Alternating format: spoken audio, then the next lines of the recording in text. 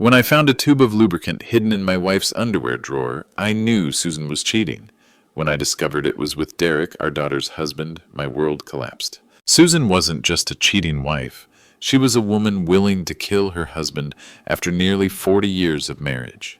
They wanted to play games with my life. Fine.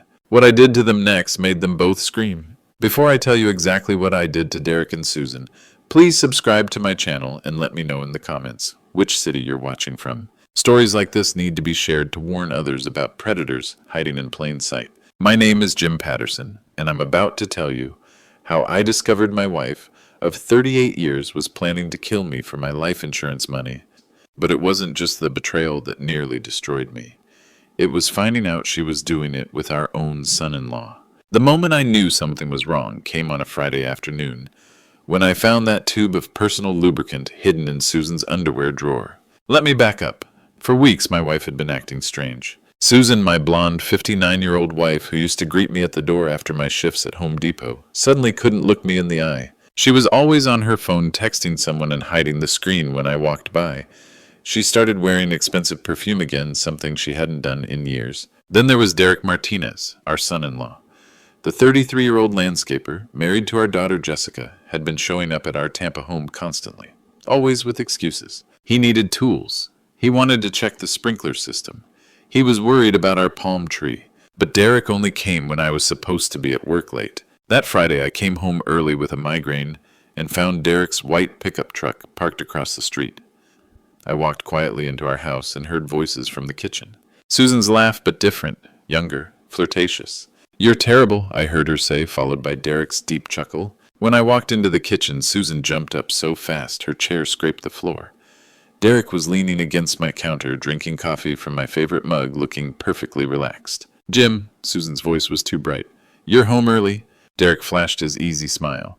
"Just checking that irrigation system, Jim. Noticed some brown spots on your lawn." The explanation was reasonable, but something felt wrong. Susan's flushed cheeks, the way they'd both startled when I appeared, the intimate way they'd been talking. Derek left quickly, but I caught the look that passed between them. It lasted only a second, but it was loaded with meaning, the kind of look that said they'd continue their conversation later. That night, Susan was unusually attentive. She made my favorite pot roast and kept asking about my headache. Her kindness should have comforted me, but it felt performative, like she was overcompensating for something. The next morning, Susan was still asleep when I got up to find my reading glasses. I thought I'd left them on my nightstand, but they weren't there. Maybe they'd fallen behind the dresser during the night. I quietly opened Susan's dresser drawer, thinking they might have slid over to her side. That's when my fingers brushed against something that didn't belong among her silk underwear and nightgowns. A tube of personal lubricant, expensive high-end still in its original packaging. I stared at it in the morning light filtering through our bedroom window. My reading glasses were forgotten.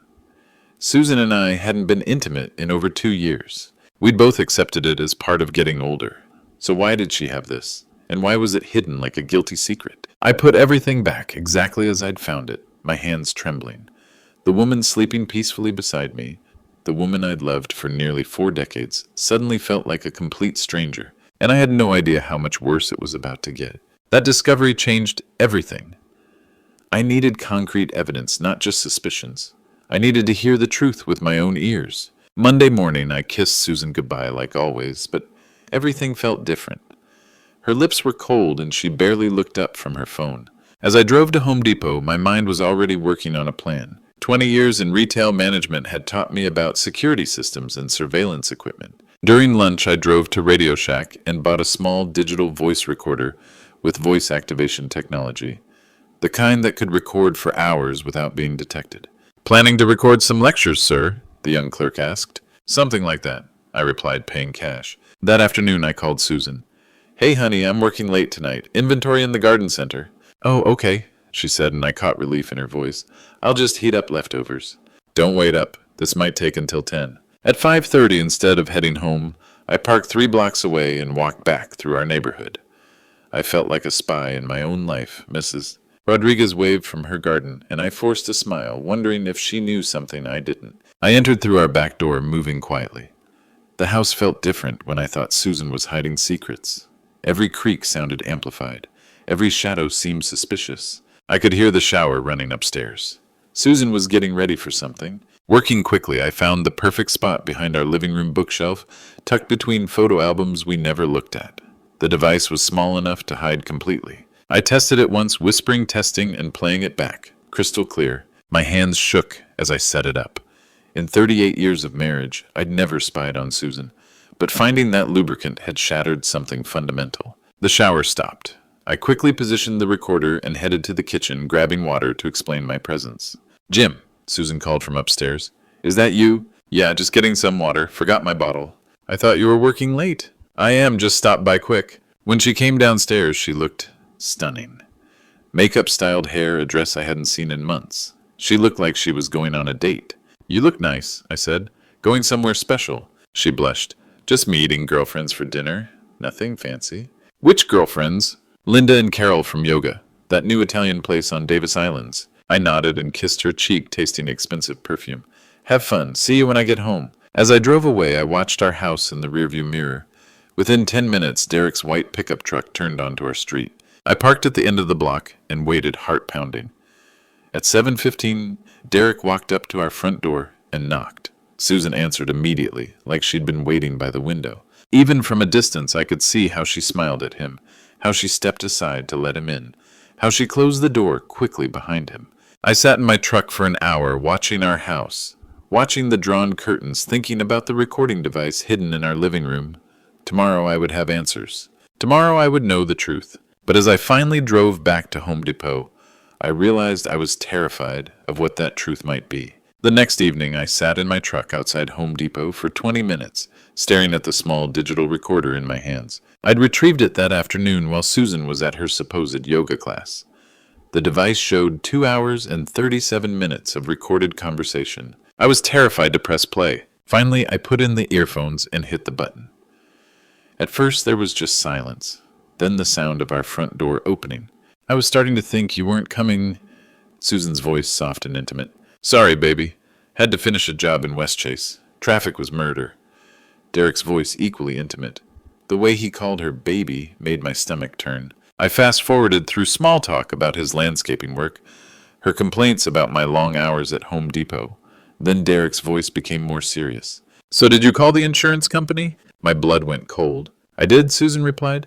"The policy is definitely $500,000, and I'm the sole beneficiary." "Good. And you're sure he doesn't suspect anything?" "Jim, no, he's clueless. Thinks I'm just going through menopause or something. He has no idea I know about his high blood pressure medication." I pressed pause, my hands shaking. "Blood pressure medication? I didn't have high blood pressure. What were they talking about?" I hit play again. "The pills I got from my contact at the pharmacy look identical to his regular ones," Derek was saying, "but these will gradually increase his blood pressure over time. Make it look like a natural heart attack." "How long?" Susan asked. "Maybe 3 months. 4 at the most. At his age with his stress levels, no one will question it, especially after I start adding the extra sodium to his food." I felt like I was going to vomit. They weren't just having an affair. They were planning to murder me. 500,000, Susan said dreamily. "We could disappear to Costa Rica like we talked about. Buy that little beach house. And your daughter won't suspect anything. Jessica, she's too busy with her paramedic job to pay attention. Besides, she likes you.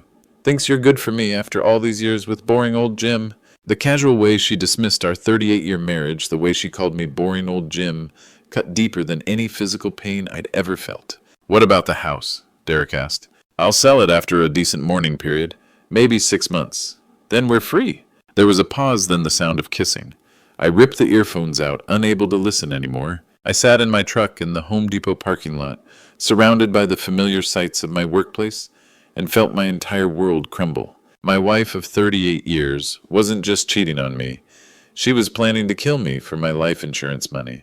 With our son-in-law, the man married to our daughter, the man I'd welcomed into our family, helped move furniture for Lent money, to when his landscaping business was struggling. I thought about all those times Derek had come over recently. Had he been switching my medication? Then I rushed home and went straight to our medicine cabinet. My blood pressure pills looked exactly the same as always, but now I knew they weren't. That night I flushed every pill down the toilet and lay awake staring at the ceiling, while Susan slept peacefully beside me. The woman who was planning my murder was sleeping 2 feet away from me, probably dreaming about Costa Rica and beach houses bought with my death money. But they'd made one crucial mistake. They'd underestimated Jim Patterson.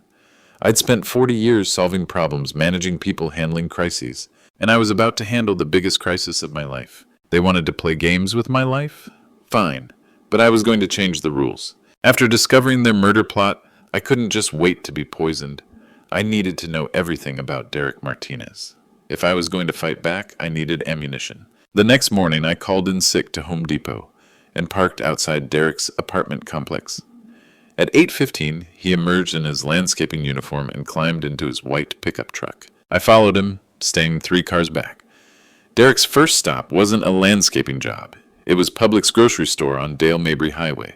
He went inside for 20 minutes and came out with a small bag, shopping like he was buying for someone else. From Publix, Derek drove to Palmaquia, an upscale neighborhood.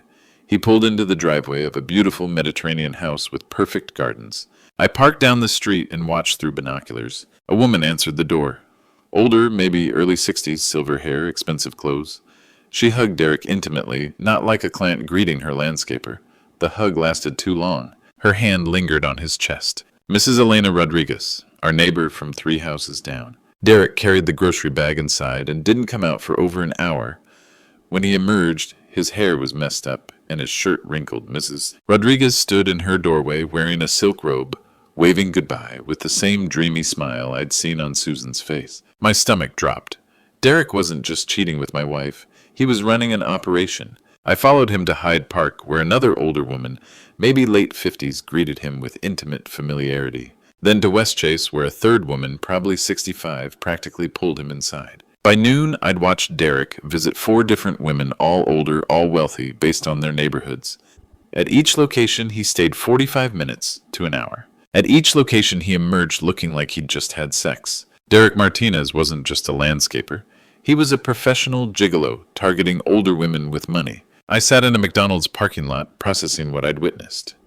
Derek was systematically seducing wealthy women in their 50s and 60s, but why? The answer hit me like a punch. Susan wasn't special. She wasn't the love of Derek's life.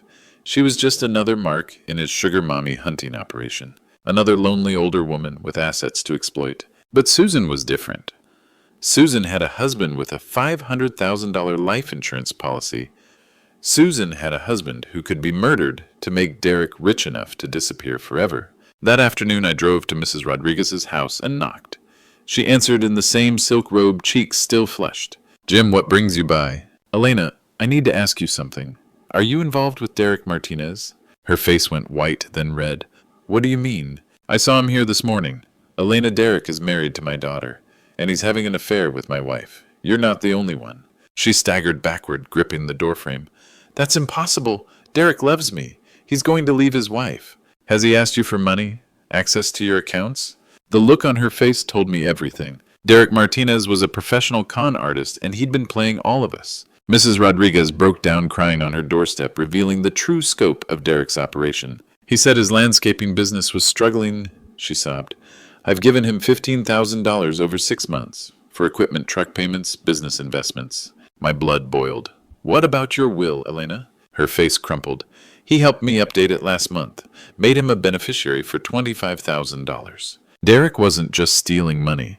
He was positioning himself to profit from their deaths. Over the next 2 days, I investigated Derek's other victims. What I discovered was a systematic con game running for at least 2 years. Margaret Chen in Hyde Park had given Derek over $30,000 for various emergencies. Derek promised to marry her while slowly bleeding her dry. Patricia Williams in Westchase had been paying Derek's rent for 8 months. She thought they were living together, but Derek convinced her he needed his own place for business. Linda Foster in South Tampa had bought Derek a new truck as an engagement gift. Derek promised to propose on her 70th birthday. Each woman thought she was Derek's only love. Each woman was being financially exploited. Each had been manipulated into changing legal documents in Derek's favor. But Susan was the biggest prize. Susan wasn't just giving money. She was helping commit murder for $500,000. Derek had researched his targets carefully. Lonely widows and unhappy wives with significant assets. Women whose husbands were either dead or could be made dead. I estimated he'd stolen over $100,000, with potentially millions more in inheritance money if his plan succeeded. That's when I made my decision. This couldn't just be about revenge on Susan and Derek for trying to kill me. This had to be about protecting all of Derek's victims and ensuring he could never hurt another woman. Derek thought he was smart, targeting older women he assumed were vulnerable. But he'd made one crucial mistake. He'd targeted the wrong man's wife. I'd spent my career solving problems and managing crises. I knew how to plan, execute, and permanently resolve problems. Derek wanted to play games with people's lives. Fine. I was going to end his game once and for all. The plan forming in my mind was elegant in its simplicity. Derek had used intimacy as a weapon against these women. I was going to use that same intimacy to destroy him, publicly, humiliatingly, in a way that would expose his crimes to everyone and ensure he could never victimize another woman. Susan thought she was going to be rich. Derek thought he was going to disappear to some tropical paradise with stolen money. They were both wrong. I was going to make sure the whole world saw exactly what kind of monsters they really were, and I knew exactly how to do it. That night I sat in my garage workshop surrounded by tools and supplies, my mind working like the problem-solving machine it had been for 40 years. Derek and Susan wanted to destroy me, fine, but I was going to destroy them first, and I was going to do it in a way that exposed their crimes to the entire world. The plan had to be perfect, it had to be public, and it had to ensure that Derek could never hurt another woman. My years managing Home Depot had taught me about chemicals, adhesives, and industrial supplies. I knew exactly what I needed, and I knew how to get it without raising suspicion. The centerpiece of my plan was elegantly simple. Derek and Susan were using intimacy as their weapon. I was going to turn that weapon against them. They wanted to be together. I was going to make sure they were stuck together, literally. Industrial super glue, the kind we use for heavy construction projects at Home Depot. Once it bonded, it required professional medical intervention to separate. It would be painful, humiliating, and impossible to hide. But the glue was just the beginning. I needed to ensure maximum public exposure. I needed witnesses. I needed emergency responders. I needed the entire neighborhood to see what Derek and Susan really were. The smoke detector plan came to me while I was reviewing our store's fire safety protocols. A triggered smoke alarm would bring the fire department, and if there were sounds of people in distress, they'd break down doors to save lives. My daughter Jessica was a paramedic supervisor. There was a good chance she'd be on the responding team. This was the part that made me pause. Jessica would have to see her mother and her husband in the most humiliating situation imaginable. She'd have to witness the destruction of her marriage and her family in the most public way possible. But Jessica was also Derek's victim. She deserved to know what kind of man she'd married. She deserved to know that her husband was a predator who'd been planning to destroy our family. I spent the weekend gathering supplies. Industrial superglue from our warehouse, a Bluetooth speaker small enough to hide but loud enough to simulate screams for help, smoke detector batteries, and a remote trigger system I built using electronics knowledge from my early days in retail. The hardest part was getting access to Susan and Derek's meeting place, but I'd been watching their pattern for weeks. They always used our house when I was supposedly working late. They felt safe there, comfortable, careless. That carelessness was going to be their downfall. I tested every component of my plan. The smoke alarm would trigger. The Bluetooth speaker would broadcast sounds of distress. The fire department would respond. They'd break down the door to save lives. They'd find Derek and Susan stuck together with industrial adhesive, unable to separate, unable to hide, unable to deny what they were doing. The beauty of the plan was its simplicity. I wouldn't have to confront them directly. I wouldn't have to prove anything in court. The evidence would be literally stuck to their bodies. The entire neighborhood would witness their humiliation. Derek's other victims would see him for what he really was. But most importantly, Jessica would know the truth. She'd see that her husband was a con artist and her mother was a would-be murderer. It would hurt her, but it would also free her from Derek's manipulation. As I sat in my garage that Sunday night, putting the finishing touches on my plan, I felt something I hadn't felt in weeks. Control. For the first time since finding that lubricant in Susan's drawer, I wasn't the victim. I wasn't the target. I was the hunter. Derek Martinez had spent 2 years destroying women's lives. Tomorrow, I was going to destroy his. Monday morning, I walked into Home Depot, knowing this might be my last day as just a retail manager. I was about to become something else entirely. My first stop was our commercial supply room. Industrial superglue, the kind used for heavy construction, The label warned that skin contact required immediate medical attention.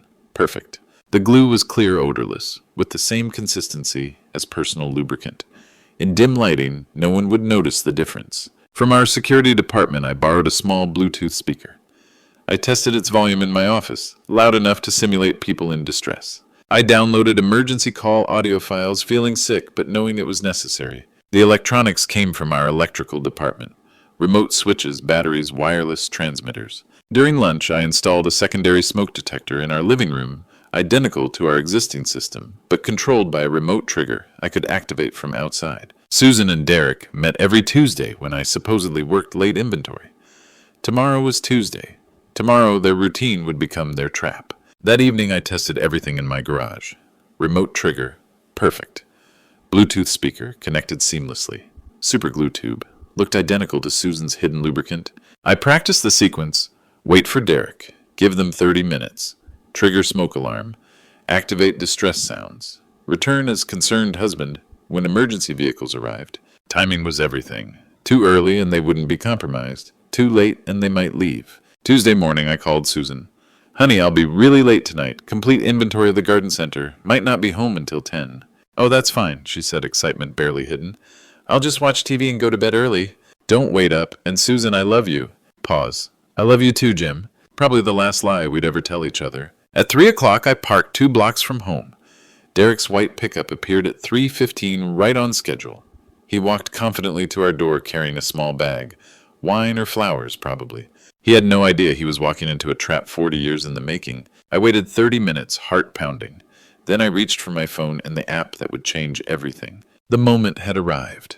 Derek's white pickup sat in our driveway, and I knew Susan and Derek were inside, probably sharing wine and planning their future with my life insurance money. Time to set the final piece of my trap. I waited until 4 o'clock, giving them time to get comfortable and confident. Then I quietly approached our house through the backyard, using my spare key to enter through the kitchen door. I could hear voices and laughter from upstairs. Relaxed, intimate sounds of 2 people who thought they were completely safe. Moving silently through my own house felt surreal. Every creak of the floorboards seemed amplified. Every shadow felt dangerous. But I'd been planning this moment for days and my hands were steady. First stop, our bedroom. Susan's underwear drawer was slightly open. She'd probably grabbed the lubricant in preparation for Derek's arrival. I found the tube exactly where I'd discovered it weeks ago, hidden beneath silk and lace like a guilty secret. This was the moment of truth. I unscrewed the cap and emptied the clear gel into our bathroom sink, watching it swirl down the drain. Then I refilled the tube with industrial superglue, screwing the cap back on carefully. The substitution was perfect. Same clear consistency, same packaging, same weight. In the heat of passion, they'd never noticed the difference. I placed the tube back exactly where Susan had hidden it and moved to position my electronic devices. The Bluetooth speaker went behind our living room couch, small enough to be invisible but positioned for maximum audio impact. I tested the connection. My phone showed a strong signal. The modified smoke detector was already installed, blinking innocently on our ceiling. To anyone else, it looked like standard safety equipment. Only I knew it was connected to the remote trigger in my pocket. I could still hear them upstairs. Susan's girlish laugh, Derek's confident voice, the sounds of 2 people who thought they were getting away with murder, completely unaware that justice was about to be served. Everything was in position. The trap was set. The substituted lubricant waited in Susan's drawer like a time bomb. The emergency response system was ready to activate at the touch of a button. I slipped back out through the kitchen and returned to my truck 2 blocks away. From there, I had a clear view of our house and could monitor the street for emergency vehicles when the time came. Now all I had to do was wait. Wait for them to get comfortable. Wait for them to use Susan's special preparation. Wait for the industrial adhesive to do its work. Derek Martinez thought he was smart, seducing older women and planning elaborate cons. Susan thought she was clever, plotting to murder her husband for insurance money. Neither of them had any idea that Jim Patterson, boring old retail manager, was about to teach them both a lesson they'd never forget. The hunter was about to become the hunted, and I had the perfect trap waiting for them. From my truck, I watched our house and waited. The late afternoon sun cast long shadows across our neighborhood, and everything looked peaceful and normal. Mrs. Rodriguez was watering her garden. Kids were riding bikes down the street.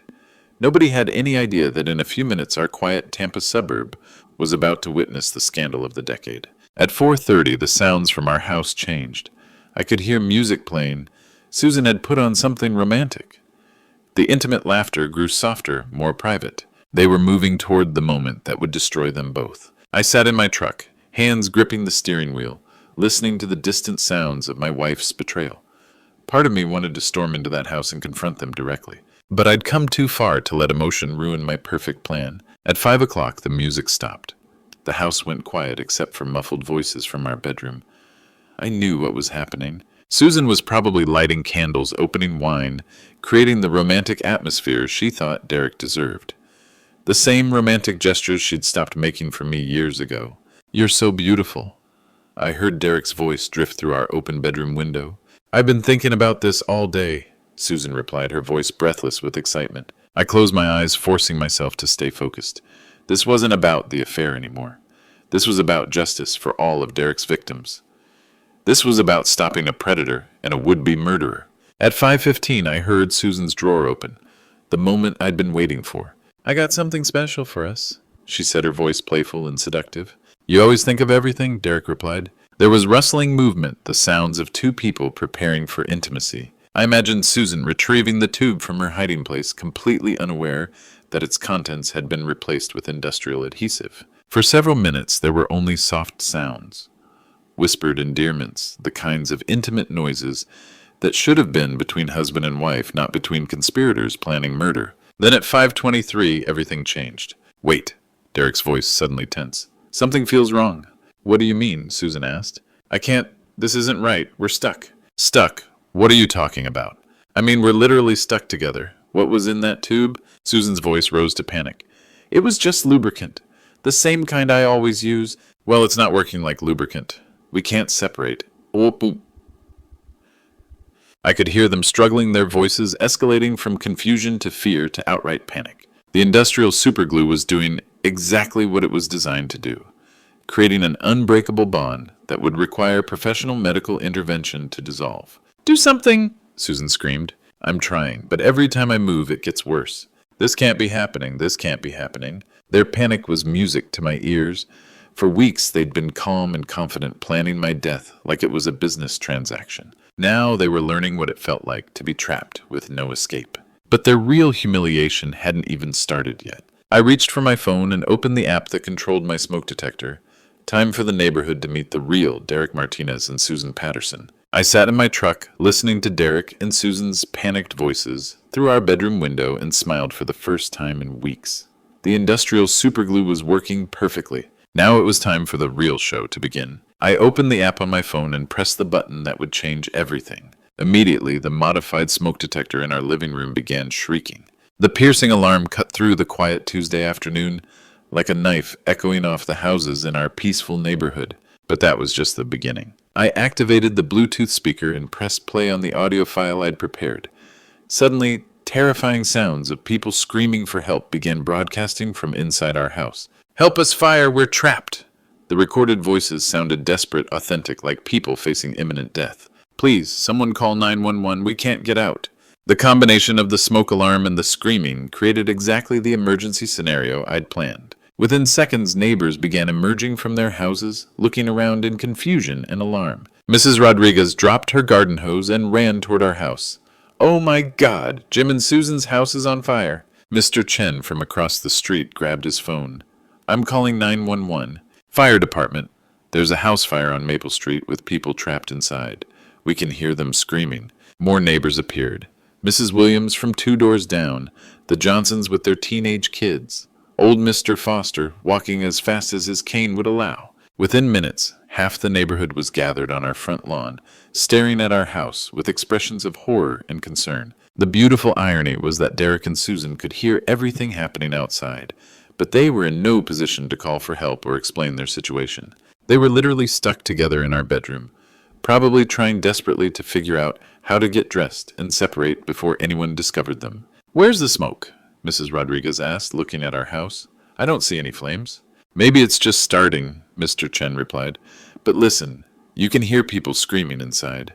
The recorded distress calls continued broadcasting from my hidden speaker, creating the perfect illusion of a fire emergency with trapped victims. I'd even included sounds of coughing and choking to make it more realistic. From my truck, I could see Derek's pickup in our driveway. The neighbors were starting to notice it too. "Whose truck is that?" Mrs. Williams asked. "Isn't that Derek's?" Mrs. Rodriguez said slowly. "Jessica's husband? What would he be doing here when Jim's at work?" I could practically see the pieces clicking together in their minds. The neighbors who'd always thought Susan and Derek were just friendly in-laws were starting to realize there might be more to the story. That's when the sirens began. First one, then two. Then what sounded like half the Tampa Fire Department racing down our street.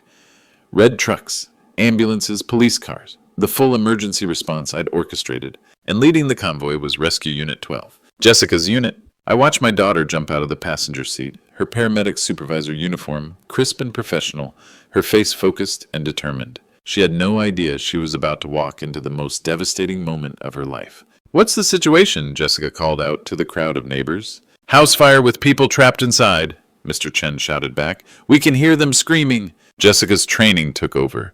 She began directing her team toward our front door while the fire department prepared their equipment. She looked completely professional, completely in control. She had no idea that in about 30 seconds she was going to discover her husband and her mother naked and glued together in her childhood bedroom. I started my truck and began driving slowly toward our house, ready to play my role as the shocked and concerned husband who'd just arrived home to find his house surrounded by emergency vehicles. The trap was sprung, the audience was assembled, and the show was about to begin. Jessica stood at our front door, her paramedic training taking complete control. She'd responded to hundreds of emergency calls, but never to her own childhood home. "Fire department, we need entry now," she called to Captain Morrison. "We have confirmed voices inside possible smoke inhalation victims." The sledgehammer crashed against our front door, splintering the wood. Jessica led her medical team inside, while firefighters followed with equipment and hoses. "Hello, fire department!" Captain Morrison's voice boomed through our house. "Where are you? Call out if you can hear us." Jessica moved through our living room with professional efficiency, checking for smoke, looking for victims. The house seemed normal. No visible fire, no smoke. But the distress calls had been clear. From upstairs came Derek's muffled, desperate voice. "Up here, bedroom. We need help." Jessica's head snapped up. That voice was familiar. Too familiar. "Second floor, master bedroom," she called to her team, taking the stairs two at a time. She reached our bedroom door and knocked hard. "This is Tampa Fire Rescue. Are you injured?" "We need medical assistance," came Derek's strained voice. "There's been an accident." Jessica turned the doorknob and pushed open the door to her childhood bedroom. What she saw made her freeze completely. Derek, her husband Derek, was in bed with Susan, her mother Susan. They were both naked, clearly panicked, and somehow physically connected in a way that made no sense. For a moment, Jessica's mind simply couldn't process what she was seeing. Her professional training told her these were two people in medical distress. Her personal reality told her this was impossible. "Jessica?" Derek's voice was barely a whisper. "I can explain. We're stuck," Susan said, not meeting her daughter's eyes. "Something went wrong with... we can't separate." Jessica stood in the doorway, her medical bag in one hand, her radio in the other, staring at the two people who had just destroyed her entire world. Behind her, Captain Morrison appeared. "What's the situation?" Jessica's voice failed her. For the first time in her career, she couldn't speak. Captain Morrison looked over her shoulder, and his expression changed immediately. "Oh, hell, this is a medical situation." Jessica's training finally kicked in, overriding her personal shock. She stepped into the room, her voice becoming coldly professional. "We need acetone and medical adhesive remover from the ambulance," she called down to her team. "Bring skin separation equipment and pain management supplies." Derek tried to reach for her. "Jessica, please listen to me." She stepped back, avoiding his touch. Don't talk right now." Susan was crying, but Jessica couldn't tell if it was from physical pain or emotional distress. Maybe both. "How long have you been like this?" Jessica asked her medical training, forcing her to gather information. "About an hour," Derek replied. "We tried everything. We can't move without severe pain." Jessica nodded curtly and spoke into her radio. "This is Unit 12. We need additional medical support for adhesive extraction. 2 patients conscious and alert." As her team brought up the medical supplies, Jessica worked with mechanical precision. She'd separated people from industrial adhesives before.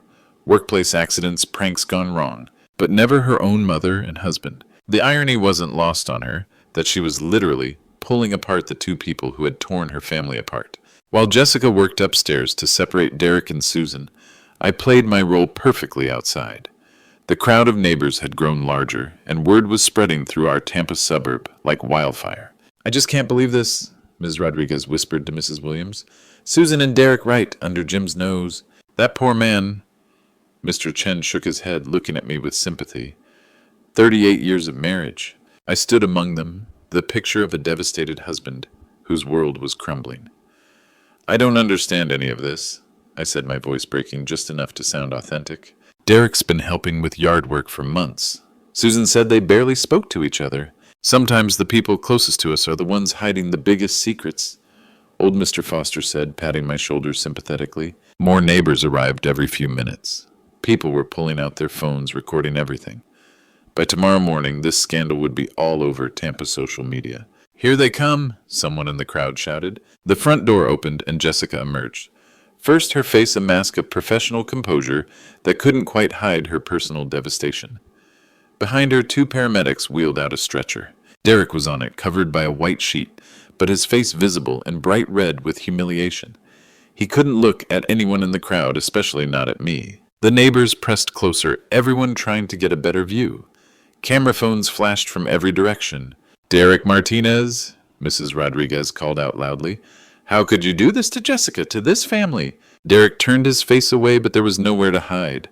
The entire neighborhood was witnessing his ultimate walk of shame. A second stretcher appeared with Susan also covered, but clearly conscious and mortified. She was crying, not from physical pain, but from the devastating humiliation of being caught in the most compromising situation imaginable. "Susan Patterson," Mrs. Williams announced loudly enough for everyone to hear, "I am absolutely shocked after everything Jim has done for you."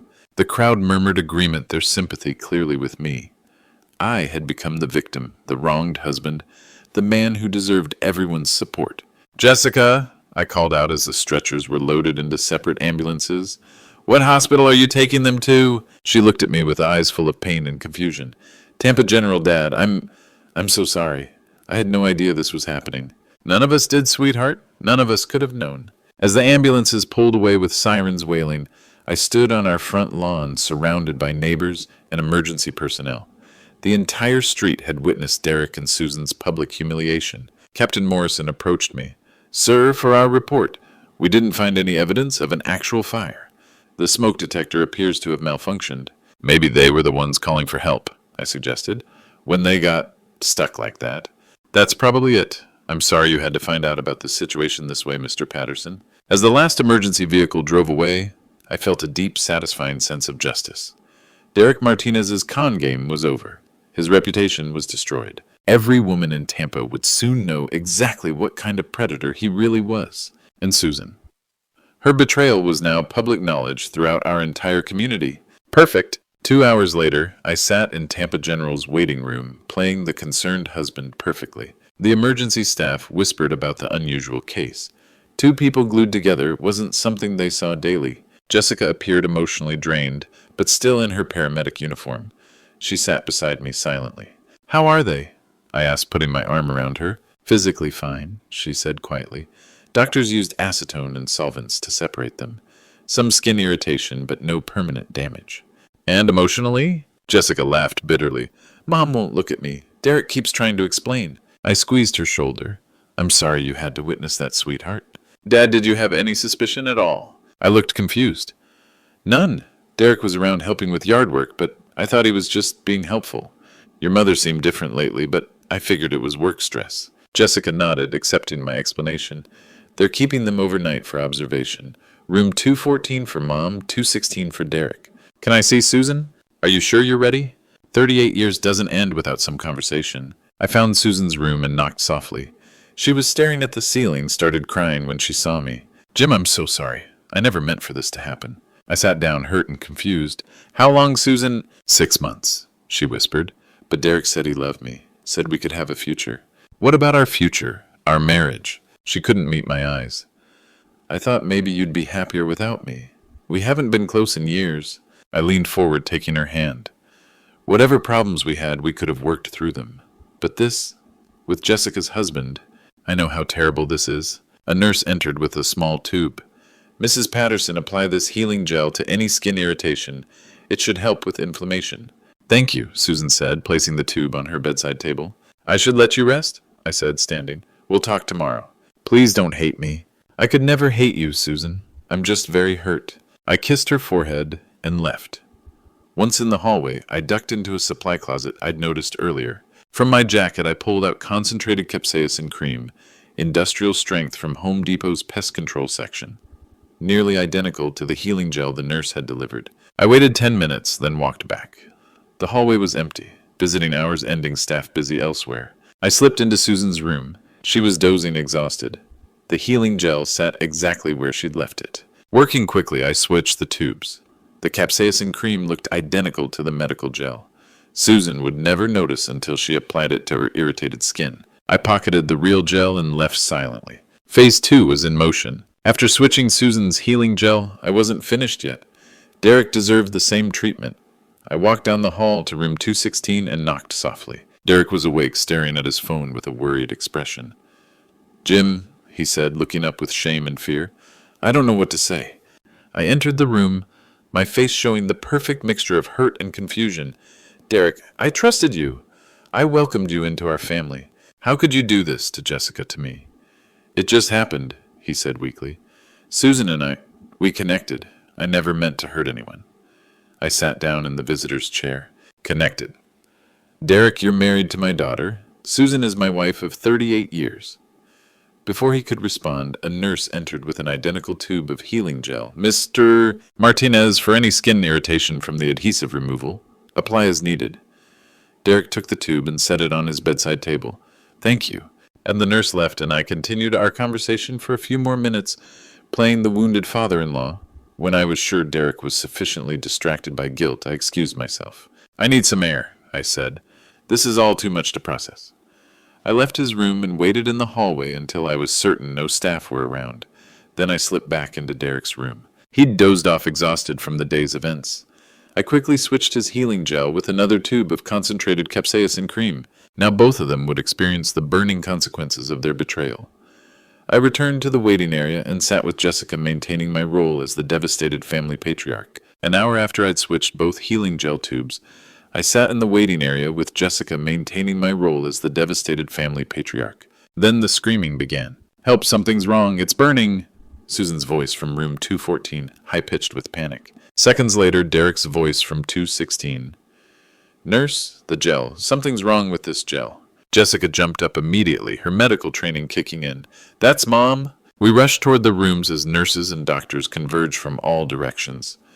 I followed behind, playing the concerned husband while secretly enjoying every moment. Susan was writhing in her hospital bed, tears streaming down her face, desperately trying to wipe something off her skin. The gel! She screamed at the nurse. I applied the healing gel, and it's like fire. Make it stop. In the next room, Derek was having an identical reaction. His face contorted in agony as he tried to remove the capsaicin cream that was now burning his irritated skin. Get me milk, Jessica shouted to a nurse, immediately recognizing the symptoms. And cooking oil. This looks like capsaicin exposure. Dr. Martinez rushed in, examining the tubes on both bedside tables. How did capsaicin get into medical healing gel? Maybe a manufacturing error, Jessica suggested, though her voice carried suspicion. The medical staff worked frantically, using milk and oil to neutralize the burning sensation. Susan and Derek were both crying from the pain, their skin bright red, where they'd applied my special healing gel. The pain should subside in about 30 minutes, Dr. Martinez told them, but this is highly unusual. We'll need to report this to the manufacturer. I stood in the hallway watching the chaos with deep satisfaction. The industrial strength capsaicin from Home Depot's pest control section was doing exactly what I'd hoped, delivering a burning reminder of their betrayal. How are you holding up, Dad? Jessica asked, putting her hand on my shoulder. I just don't understand how any of this happened, I replied, shaking my head sadly. First the affair, now this medical accident. It's like everything is falling apart. As the medical team continued treating Susan and Derek's capsaicin burns, I noticed commotion at the elevator. Mrs. Rodriguez had arrived, looking agitated and determined. She marched straight toward us, her face flushed with anger and purpose. Jim, she called out, I heard about what happened today, about Derek and Susan being caught together. Elena, this really isn't the time, I said gently. As you can see, we're dealing with a medical emergency. No, Jim, she said firmly, her voice carrying an edge I'd never heard before. This is the time, because I have something very important to tell you about Derek Martinez. Jessica looked up from consulting with the doctors. Mrs. Rodriguez, what do you mean? Elena looked between Jessica and me, then toward Derek's room, where his moans of pain were still audible. I mean, your husband isn't who you think he is, Jessica. And Jim, what happened to you today? You're not Derek's only victim. The hallway went quiet, except for the continued sounds of medical activity. Even the nurses seemed to sense that something significant was about to be revealed. Mrs. Rodriguez clutched her purse tightly, her hands shaking with emotion. Derek Martinez has been lying to all of us. Mrs. Rodriguez looked directly at Jessica. Your husband has been having an affair with me for 8 months. He told me he loved me, that he'd leave you. He took $15,000 from me for his struggling business. Jessica staggered backward. That's impossible. After hearing about today, I started making calls. Elena continued, pulling out her phone. Margaret Chen, Patricia Williams, Linda Foster. Derek has been dating all of them. Jessica leaned against the wall. How many women? At least 6 that I've found. Margaret gave him over $30,000. Patricia's been paying his rent for 8 months. Linda bought him a truck, thinking it was an engagement gift. From Derek's room came another moan, but now he sounded like he could hear every word. As if summoned, 2 more women appeared at the elevator. Margaret Chen and Patricia Williams, both looking confused and concerned. Elena called us, Margaret said. We came when we heard Derek was hospitalized. Patricia frowned. But Elena, Derek told me you were just a neighbor. He said we were practically living together. He told me the same about you, Elena replied. The 3 women stared at each other, Derek's deception becoming crystal clear. I think we need to compare notes about Derek Martinez, I said gently. For the next hour, Derek's victims shared their stories. The pattern was identical. Charm wealthy older women, then slowly ask for money. Small amounts first, then larger sums for business emergencies. He helped me update my will, Linda Foster admitted quietly. Made him a $25,000 beneficiary. $50,000 for me, Margaret said. Jessica listened in stunned silence. When Patricia mentioned Derek having keys to her house and bank access, Jessica finally spoke. We need to call the police. Already did, Elena said. Detective Morrison is on his way. This is systematic fraud. Through Derek's door, we could hear him trying to make phone calls, probably warning other victims. But his hands shook from capsaicin treatment, making it difficult. How much money total? Jessica asked. The women calculated. Between us 3, over $70,000, plus the truck. I put my arm around Jessica. I'm sorry, sweetheart. None of us saw this coming. But inside, I was satisfied. Derek's empire of lies was crumbling, and he was powerless to stop it. The elevator opened. Detective Morrison stepped out, badge visible. Derek's con game was officially over. Detective Morrison was a no-nonsense veteran cop in his 50s who'd clearly seen every type of con game Tampa had to offer. He listened to each woman's story with professional attention, taking detailed notes. Mr. Martinez, he said, entering Derek's hospital room, I need to speak with you about allegations of fraud and conspiracy. Derek, still recovering from the capsaicin burns, tried to sit up straighter. I don't know what you're talking about. These women, they gave me money, willingly. For a landscaping business that doesn't exist, Detective Morrison replied. We've already checked. Your business license expired 2 years ago. No tax filings, no legitimate income. I watched from the hallway as Derek's face went pale. His smooth-talking charm meant nothing when faced with actual legal consequences. And then there's the matter of the life insurance policy, the detective continued. We have recordings of you and Mrs. Patterson discussing plans to murder her husband. Derek's eyes went wide. Recordings? That's impossible. Technology is amazing these days, Mr. Martinez. Voice-activated digital recorders. Very small, very clear audio quality. I had given Detective Morrison the recording device from our living room, along with copies of all the evidence I'd gathered. Derek's con game wasn't just falling apart.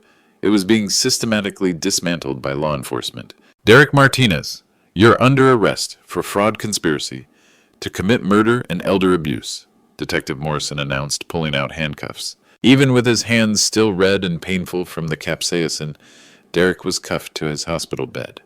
The man who'd charmed his way into so many women's lives was now facing serious prison time. In the next room, Detective Morrison's partner was reading Susan her rights. Susan Patterson, you're under arrest for conspiracy to commit murder and insurance fraud. Jessica stood beside me, watching her mother and husband both being arrested. "Dad, how did you know to record them?" I put my arm around her shoulders. "I didn't.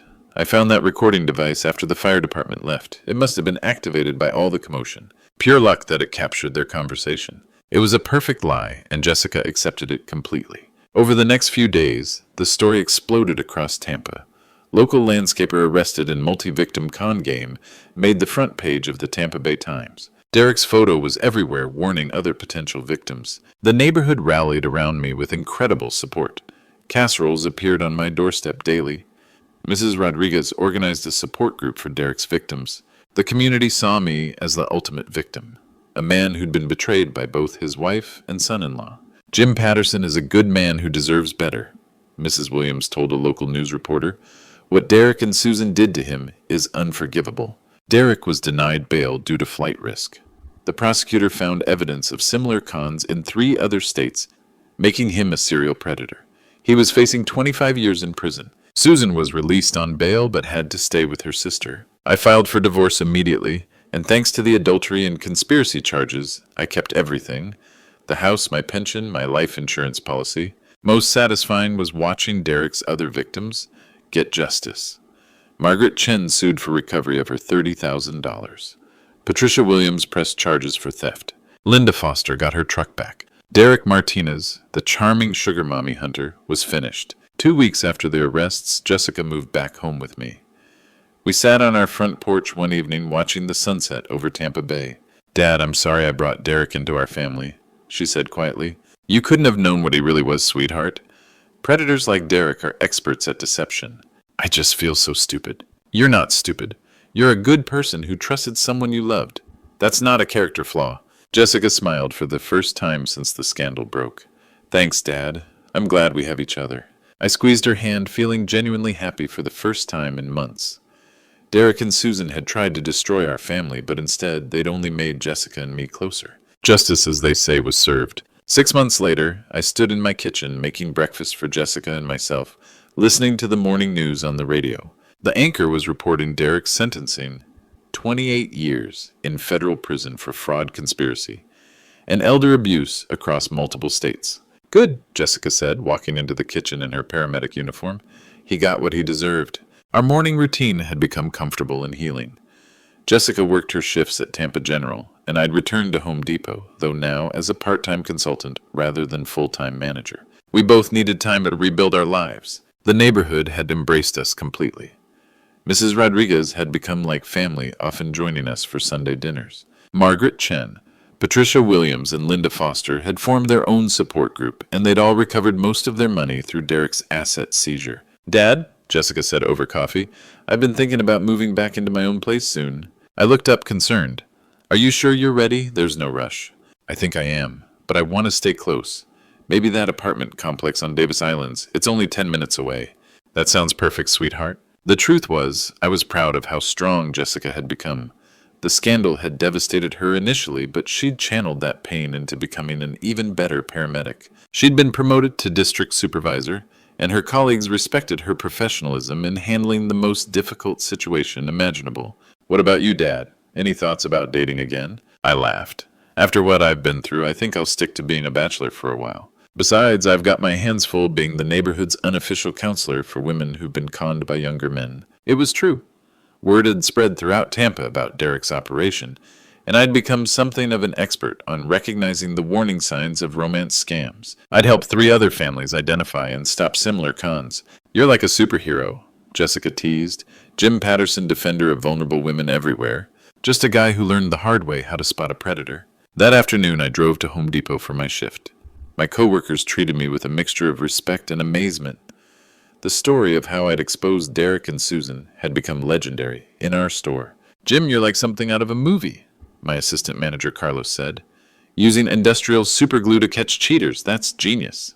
"Just problem solving," I replied. "Same skills I use here every day." But privately, I was proud of what I'd accomplished. Derek Martinez had been a professional predator who'd hurt dozens of women. Susan had been willing to murder her husband of 38 years for money. They'd both gotten exactly what they deserved. That evening, Jessica and I sat on our front porch, watching the sunset over Tampa Bay. It had become our favorite time of day. Peaceful, reflective, hopeful. Dad, can I ask you something? Of course. Do you ever regret how everything happened, the way Derek and Mom were caught? I considered the question carefully. I regret that you had to see what you saw. I regret that our family was torn apart by their greed and betrayal. But do I regret that they faced consequences for their actions? No, not for a second. Jessica nodded. I'm glad you feel that way, because what they did was unforgivable. The important thing is that we survived it. We're stronger now, and we know we can count on each other. Always, she agreed. As the sun set over Tampa, I felt something I hadn't experienced in years, genuine contentment. Derek was in prison where he belonged. Susan was facing her own legal consequences. The women Derek had victimized were getting justice and support. And Jessica and I had built something stronger than what Derek and Susan had tried to destroy. Sometimes justice comes from the courts. Sometimes it comes from the community. And sometimes it comes from a 64-year-old Home Depot manager who refuses to be anyone's victim. I'd learned that revenge, when served properly, doesn't just punish the guilty. It protects the innocent and builds something better from the wreckage. Derek Martinez thought he could destroy Jim Patterson's life. Instead, he'd only made it stronger, and that was the sweetest revenge of all. Sometimes life teaches us lessons in the most unexpected ways. My story isn't just another one of those betrayal stories you hear every day. It's about discovering that even in our darkest moments, God has a plan for justice. When I found that tube of lubricant in Susan's drawer, I never imagined it would lead to exposing a professional predator who had victimized so many innocent women. The lesson here isn't about revenge. It's about protecting others and standing up for what's right. Like many grandpa stories passed down through generations, this tale reminds us that wisdom comes with age, and sometimes the quiet ones are watching more carefully than anyone realizes. Derek Martinez thought he could manipulate older people because he underestimated our experience and determination. What I learned is that God works in mysterious ways, giving us the tools and knowledge we need exactly when we need them. My 40 years at Home Depot, my understanding of chemicals and electronics, none of it was coincidence. Every skill I'd developed was preparation for the moment when I needed to protect not just myself, but Jessica and all of Derek's other victims. These betrayal stories always end the same way. Truth eventually surfaces and justice prevails. God sees everything, even when we think we're alone in our suffering. The most important lesson from all grandpa stories like mine is that family bonds, when tested by fire, either break completely or become unbreakable steel. Jessica and I chose steel. If this story touched your heart or reminded you of your own experiences with betrayal and justice, please share your thoughts in the comments below. Have you ever had to stand up to someone who underestimated you? Don't forget to subscribe to our channel for more incredible true stories of courage, justice, and family bonds. Your support helps us bring these powerful narratives to light.